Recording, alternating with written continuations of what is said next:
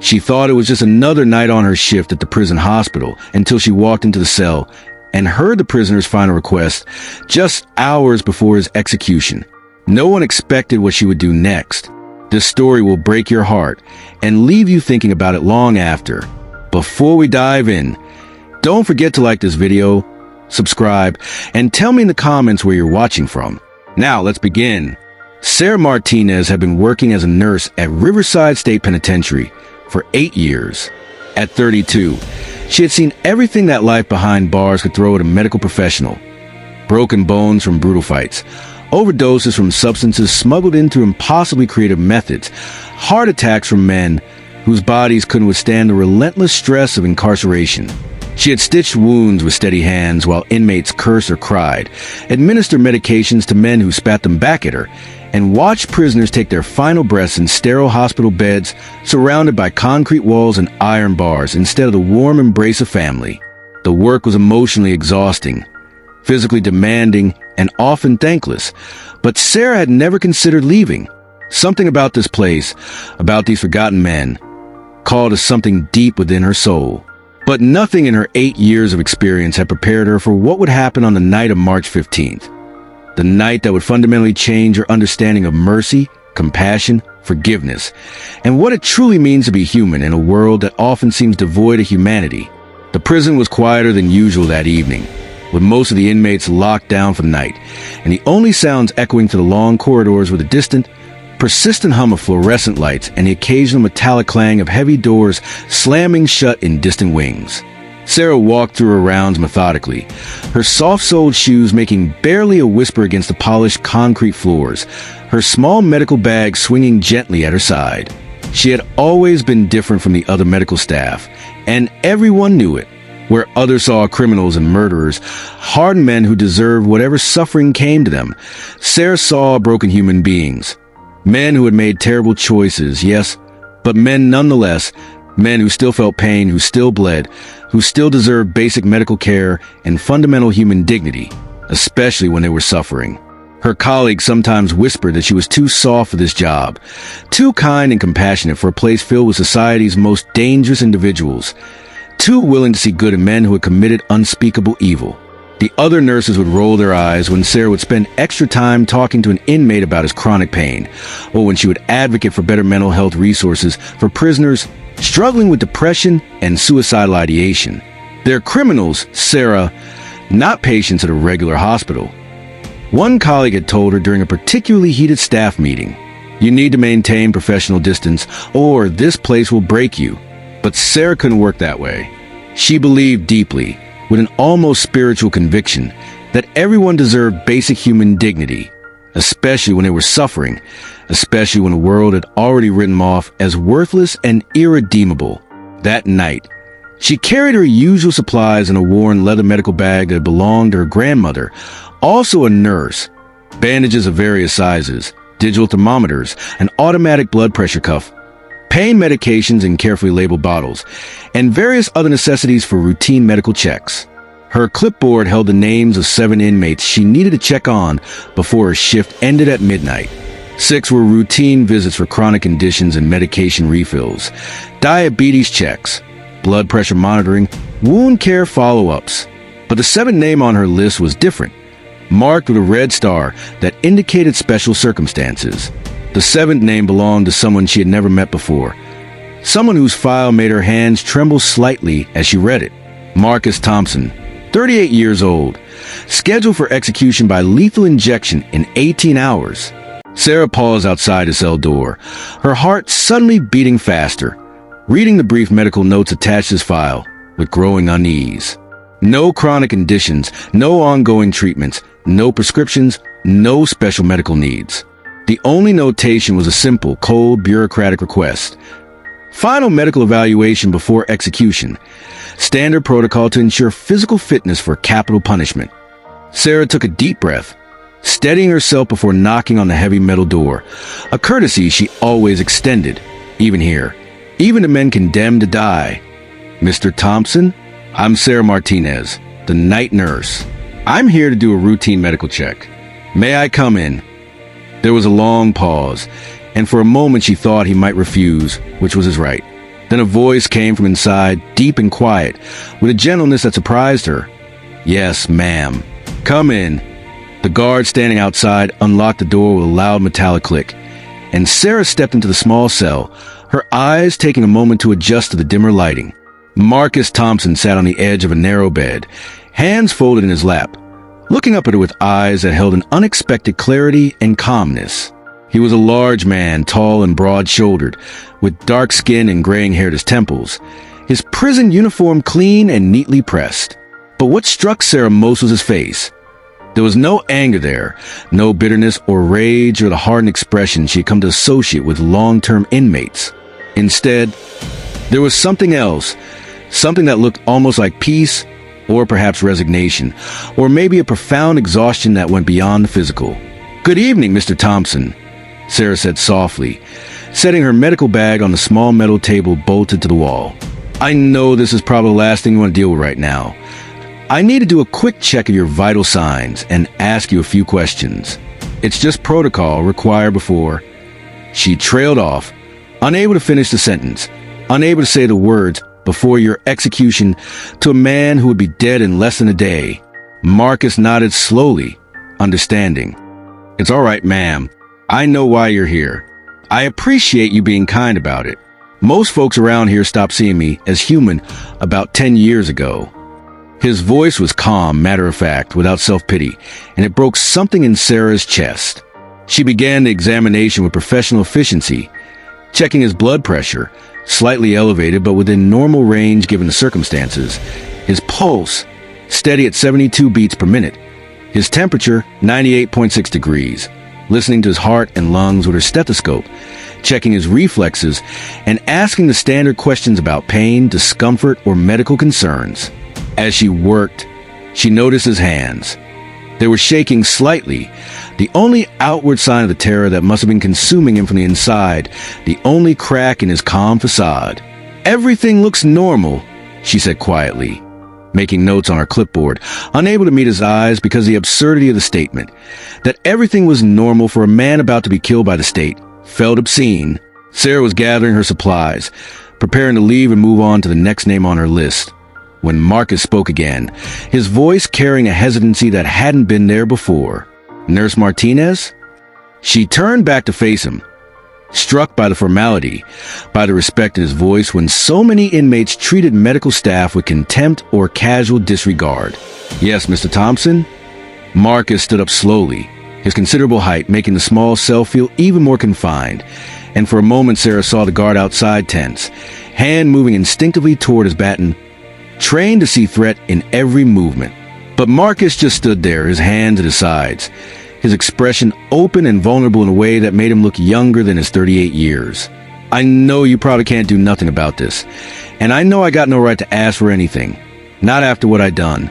But I got one last wish, one thing that's been eating at me for 10 years, and tomorrow I'll be gone and it'll be too late forever." His voice cracked slightly on the word forever, and Sarah saw his jaw clench as he fought to maintain his composure. Sarah's professional training told her to maintain boundaries, to not get emotionally involved, to simply document his request and pass it along to the appropriate channels. The prison chaplain, the warden, the legal team handling his final arrangements. But something in his eyes, something raw and desperate and heartbreakingly human, made her set down her medical bag and sit down in the small metal chair bolted to the floor. "What is it, Mr. Thompson? Tell me what you need." Marcus sat back down on his bed heavily, as if the weight of what he was about to say was physically pressing down on him, and when he finally spoke, his words came out in a rush, as if he'd been holding them in for years and they could no longer be contained. "I got a daughter, Lily. She's 13 years old now. I ain't seen her since she was 3. Since the day I got arrested for what I did. Her mama won't let me have no contact. I don't blame her for that. I don't blame her for nothing. But Lily's birthday is tomorrow, the same day they're gonna execute me. March 16th. She'll be 14, becoming a young woman, and I'll be dead, and she'll know that her daddy died on her birthday, and she'll carry that for the rest of her life." Tears were streaming down his face now, and he made no effort to wipe them away, his voice growing thick with emotion. "My last wish is that somebody could wish her happy birthday for me. That somebody could tell her that her daddy's last thoughts were of her, that I'm sorry for all the pain I caused, that I hope she grows up strong and happy, and that despite everything, despite what kind of monster I became, I love her from the moment she was born until the moment I take my last breath. Sarah sat in stunned silence, her mind racing, her heart breaking for this man, for his daughter, for the impossible tragedy of the situation. Before she could respond, before she could even process what he was asking, Marcus continued, his words now pouring out like a dam had broken, like he'd been holding this inside for a decade and finally had someone willing to listen. I know what you're thinking. You're thinking, what kind of man could do what he did and then talk about loving his daughter? You're thinking I don't deserve to make requests, that I gave up the right to care about my child when I took another person's life. And you'd be right to think that. You'd be right about all of it. He looked down at his hands, those shaking hands that had once committed violence, and his voice dropped to barely above a whisper. 10 years ago, I was a different man. I was angry, lost, caught up in things I shouldn't have been caught up in. I was running with the wrong people, making wrong choices, living a wrong life. I told myself I was doing it for my family, to provide for them, but that was a lie. I was doing it because I was weak, because I chose the easy path over the right path. His hands clenched into fists, knuckles turning lighter, and Sarah could see the physical pain of remembering written across his face. One night, there was a drug deal that went wrong. I was supposed to just be the driver, just sit in the car and wait. But things got heated, guns got pulled, and before I knew what was happening, I was in the middle of it. A man died that night. His name was Robert Chun. He was 42 years old, a father too, a small business owner who was in the wrong place at the wrong time, who got caught in the crossfire of my stupid, selfish choices. The bullet that killed him came from my gun. I pulled the trigger. I took a man's life, destroyed his family, ended his future, all because of my choices. Marcus looked up at Sarah, his eyes red and swimming with tears. I deserved to be arrested. I deserved to be convicted. I probably deserved to die for what I did. I ain't arguing that. The family of Robert Chin deserves justice. And if my death gives them any peace, then so be it. I made peace with that years ago. But my daughter, she's innocent in all this. She didn't choose to have a murderer for a father. She didn't choose to grow up without me. And tomorrow on her birthday, she's going to wake up and know that her father is being executed. And I can't stand the thought that she might think I didn't love her, that she might grow up believing she wasn't worth fighting for, wasn't worth being a better man for.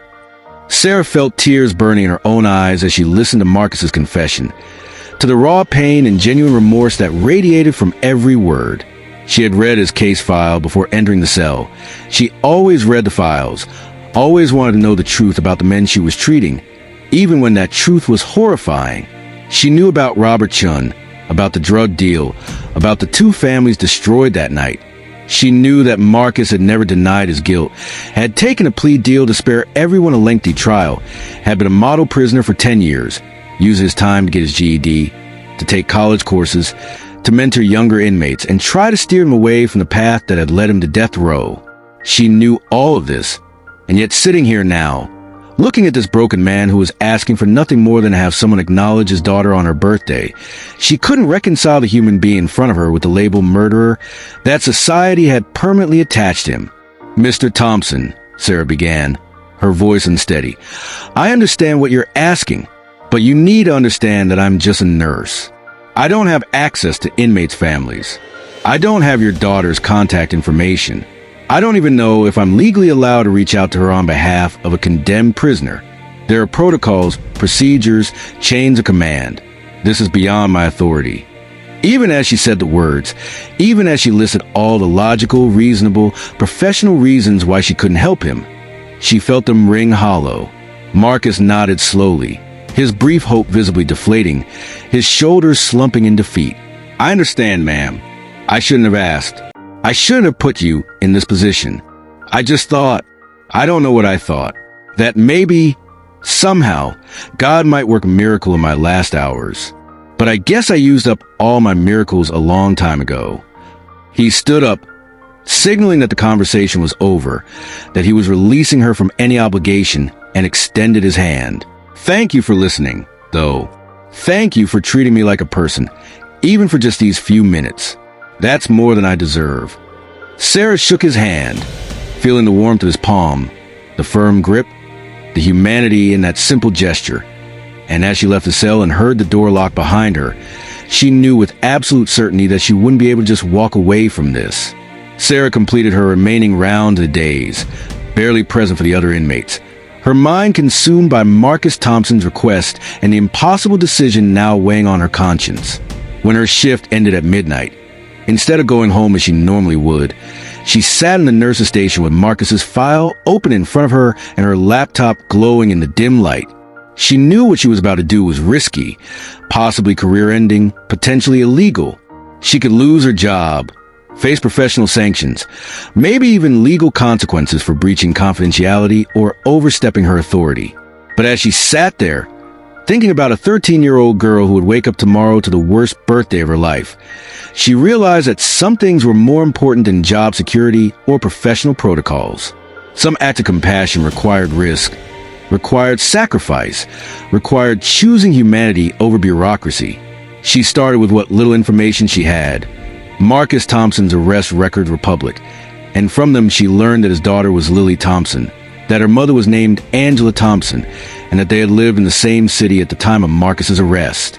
Sarah began searching social media, public records, phone directories, anything that might lead her to Angela and Lily Thompson.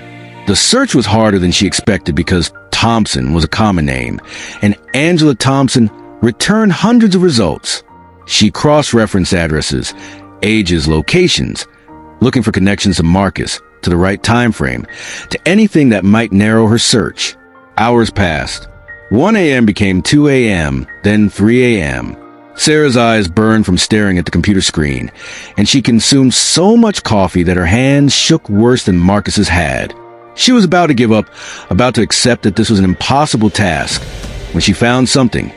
A newspaper article from 10 years ago about Robert Chen's murder that mentioned Marcus's family briefly, noting that he left behind a wife, Angela, and a 3-year-old daughter.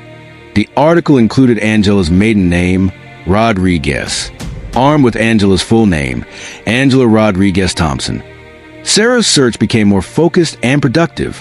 She found an Angela Rodriguez Thompson on Facebook, whose profile indicated she lived 2 towns over, whose profile picture showed a woman in her late 30s with kind eyes and a guarded smile. More importantly, Angela's friends list included a Lily Thompson, whose profile was set to private, but whose profile picture showed a young teenage girl with her father's eyes and her mother's smile. Sarah's heart raced as she stared at that profile picture, at the face of the girl whose father would die in less than 15 hours. This was Lily. This was Marcus's daughter. The girl he hadn't seen in 10 years, but still loved with fierce, unbreakable bond that even a decade of separation and the horrors crime couldn't diminish. But now came the hard part. How did she contact him? What did she say? How did she explain who she was and why she was reaching out at 3:30 in the morning? Sarah sat frozen, her cursor hovering over the send message button on Angela's Facebook profile, paralyzed by the weight of what she was about to do. She thought about all the reasons she shouldn't. This could be seen as harassment of a victim's family. She could be fired for using her position to access information about inmates' families. She could traumatize Lily by forcing her to confront her father's execution on her birthday. But then she thought about Marcus sitting alone in his cell, counting down his final hours, tormented by the thought that his daughter might never know his last thoughts were of her. She thought about Lily, waking up tomorrow to turn 14, a milestone birthday that should be filled with joy and celebration, but that would instead be forever marked by the knowledge that her father died that day.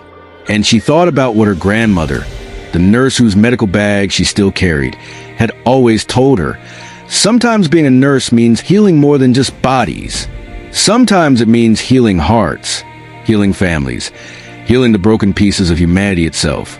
With trembling hands, Sarah began to type a message. Dear Mrs. Thompson, my name is Sarah Martinez, and I am a nurse at Riverside State Penitentiary. I am reaching out to you regarding your former husband, Marcus Thompson, who is scheduled for execution tomorrow morning. I know this message may be unwelcome, and I apologize for any distress it causes, but I felt morally obligated to contact you because of a request Marcus made to me tonight. Please know that I am reaching out in my personal capacity, not as an official representative of the prison, because Marcus asked me to deliver a message to your daughter, Lily, on his behalf. I understand the pain and trauma that Marcus's actions caused your family, and I am not asking you to forgive him or to expose Lily to anything that might hurt her.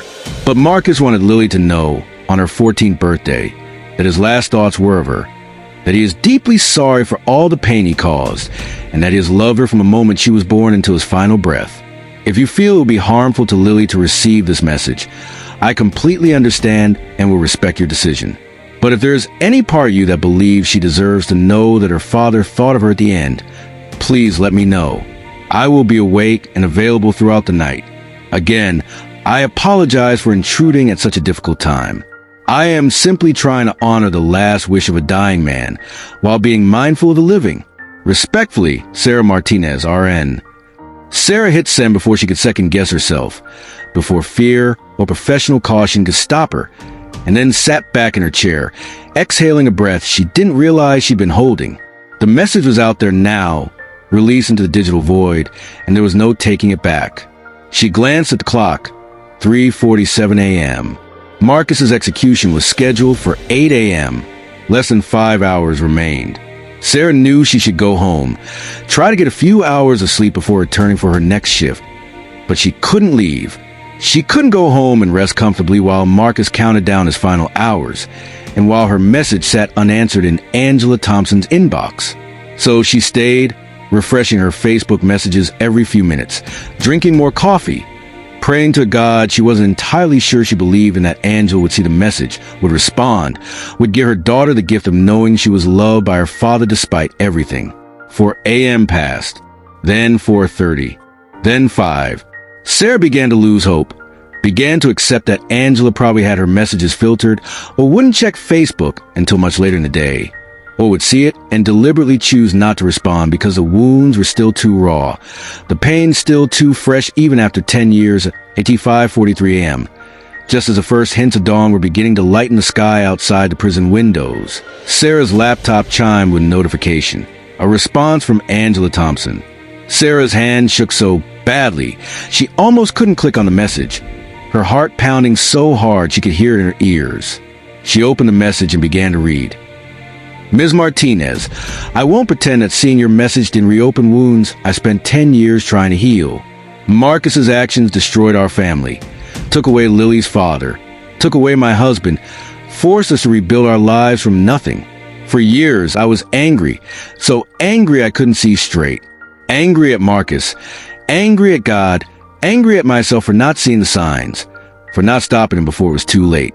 I told myself that Marcus was dead to us, that Lily was better off believing her father was simply gone rather than knowing the truth about what he did.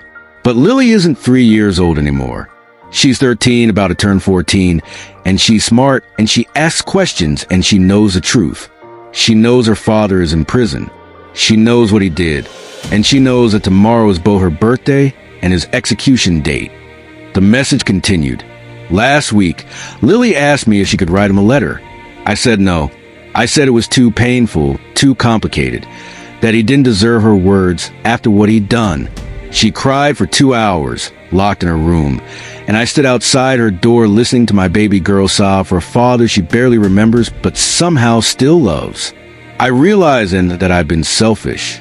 I've been protecting my own pain, my own anger, at the expense of Lily's healing. She has a right to know that her father loved her. She has a right to say goodbye, even if it's just through a message from a nurse she's never met.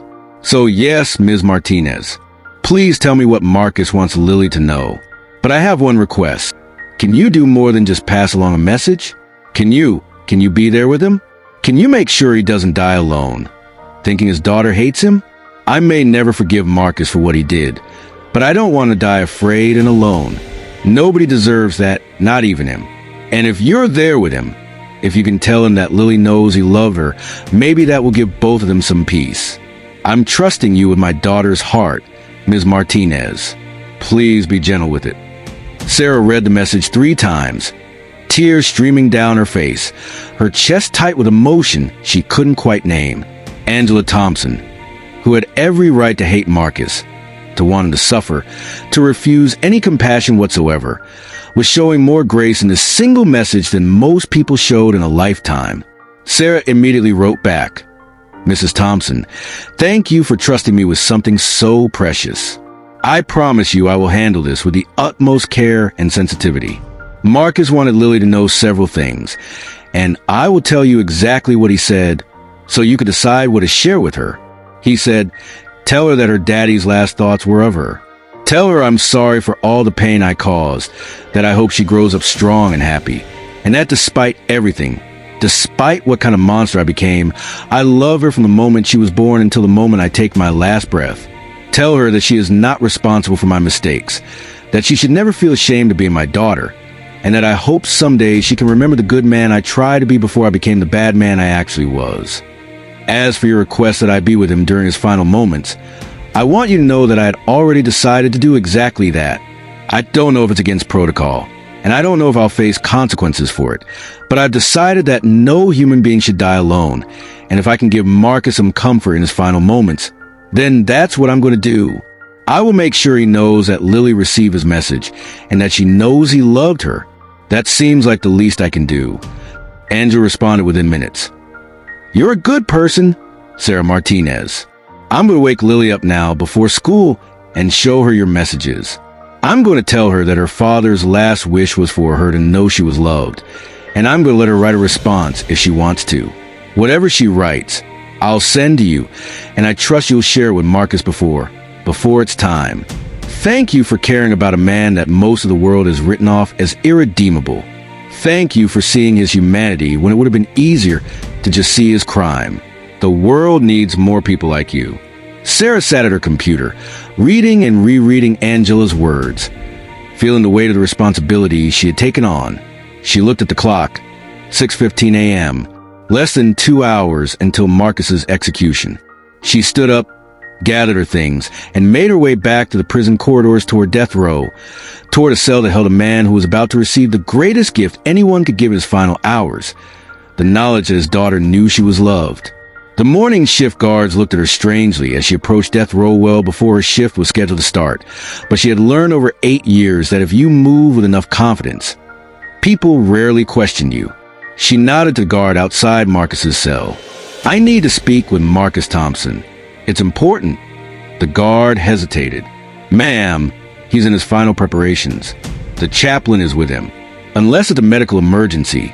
Sarah met his eyes steadily. "It's an emergency of the heart. Please, let me in." The guard unlocked the door, perhaps moved by something in Sarah's voice, perhaps just following the path of least resistance at such an emotionally charged moment.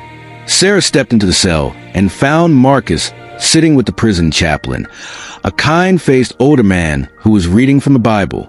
Both men looked up in surprise at her entrance. "Nurse Martinez?" Marcus stood quickly, confusion and concern crossing his face. "Is everything all right? Did something happen?"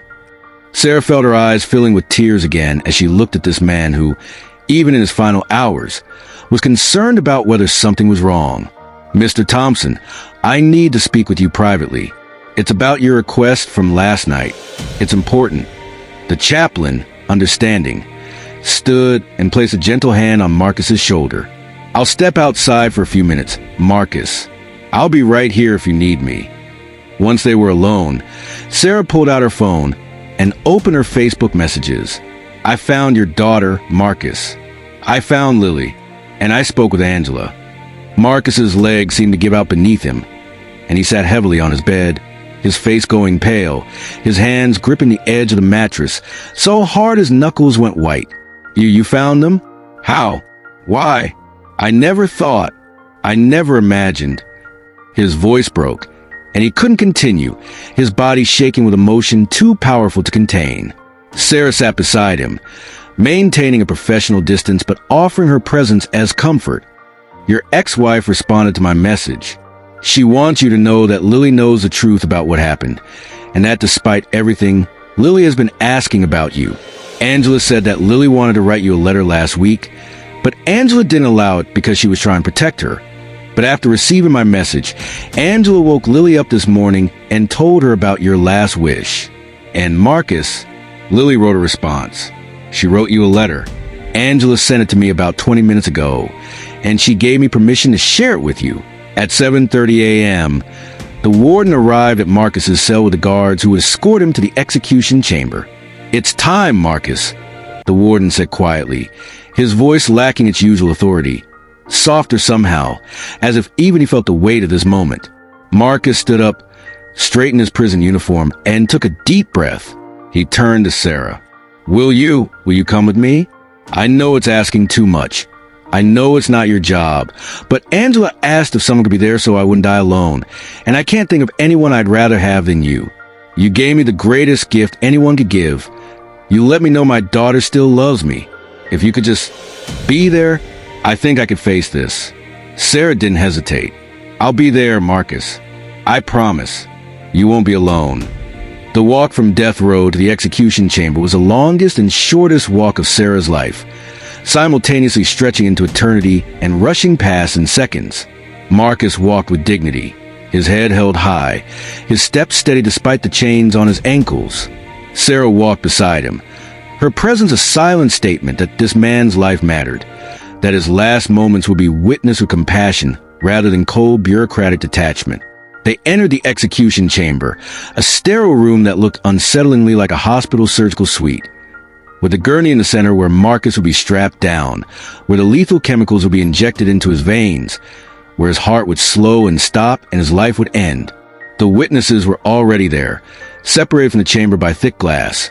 Robert Chen's family on one side, their faces hard with grief and anger that a decade hadn't softened, a handful of reporters with notepads, and the prison officials required to attend.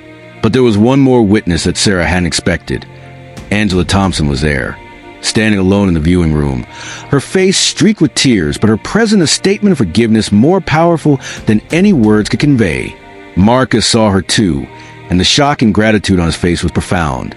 He mouthed the words, "Thank you," to her through the glass, and Angela nodded once, her hand pressed against the window in a gesture that might have been goodbye or blessing or simply acknowledgement of shared pain. The guard strapped Marcus to the gurney with professional efficiency, securing his arms, legs, and torso, inserting the 4 lines that would carry the poison into his bloodstream. The warden read the official statement, asked if Marcus had any last words. Marcus's voice was steady and clear. "To the family of Robert Chen, I am deeply, profoundly sorry for what I took from you. There are no words adequate to express my remorse, no punishment sufficient to balance the scales. I hope my death brings you some measure of peace. To my daughter, Lily, I love you. Be strong. Be good. Live a beautiful life. Make better choices than your father. And know that my last thought is of your face, of the little girl who used to dance in my arms, of the young woman I'll never get to see, but who I know will be extraordinary." The warden gave the signal, and the first chemical entered Marcus's bloodstream, the sedative that would render him unconscious.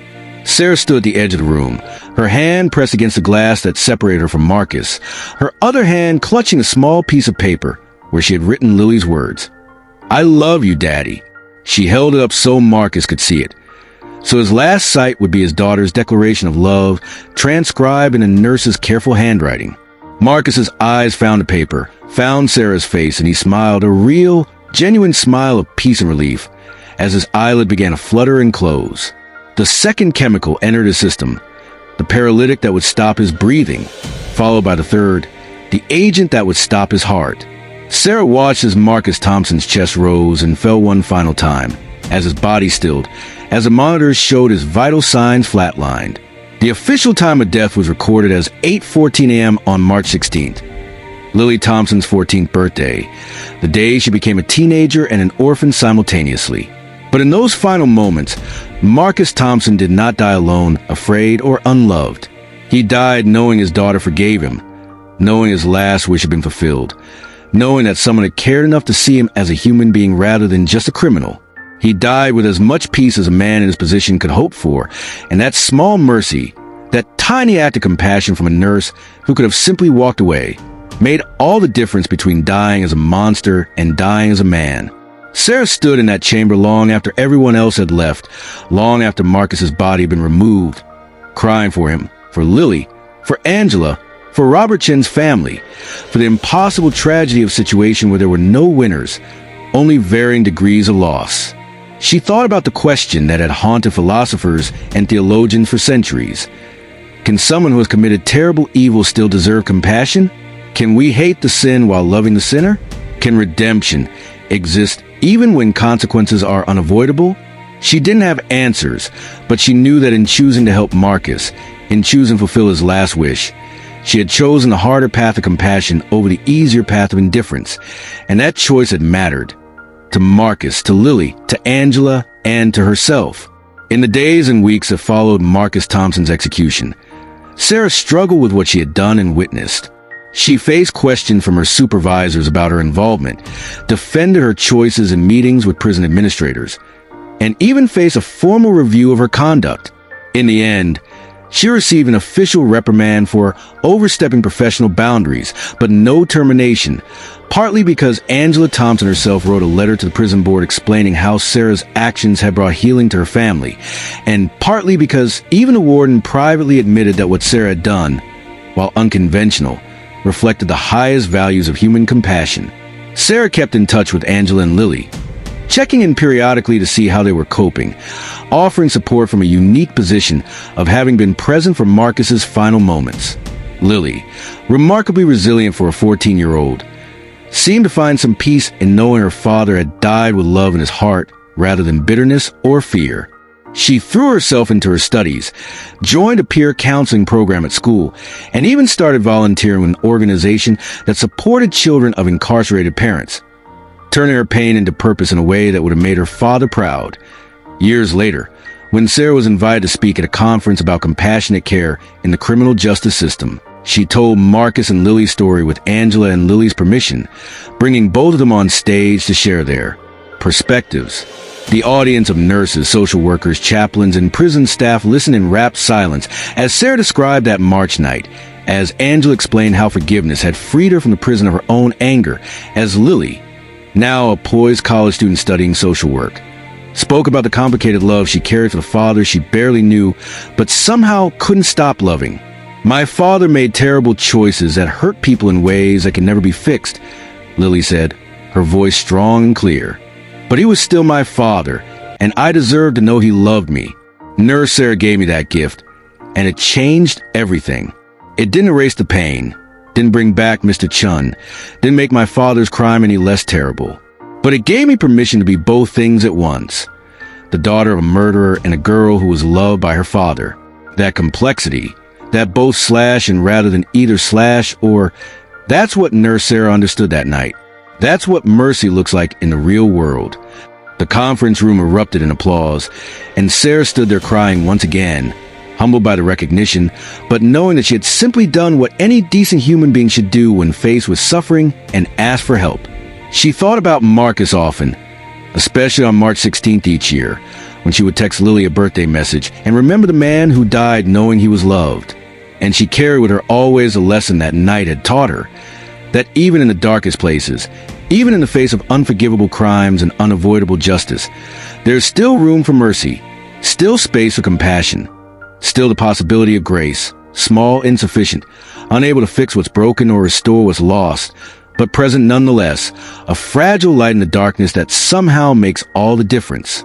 This story is a reminder that compassion and justice, mercy and accountability can coexist in the same space. It challenges us to see the humanity in everyone, even those who have committed terrible acts, not because their actions are excusable, but because our own humanity requires us to recognize theirs. Sarah Martinez's choice to fulfill a dying man's last wish didn't change the outcome of his execution, didn't bring back Robert Chen, didn't erase the pain of two families forever marked by violence, but it changed something perhaps equally important. It affirmed that even at the very end, even in the shadow of death, even in the wake of terrible mistakes, love still matters, forgiveness still heals, and small acts of kindness still count. That is a legacy of one nurse who chose compassion over protocol, humanity over policy, and in doing so, gave a dying man and his daughter the gift of peace in impossible circumstances.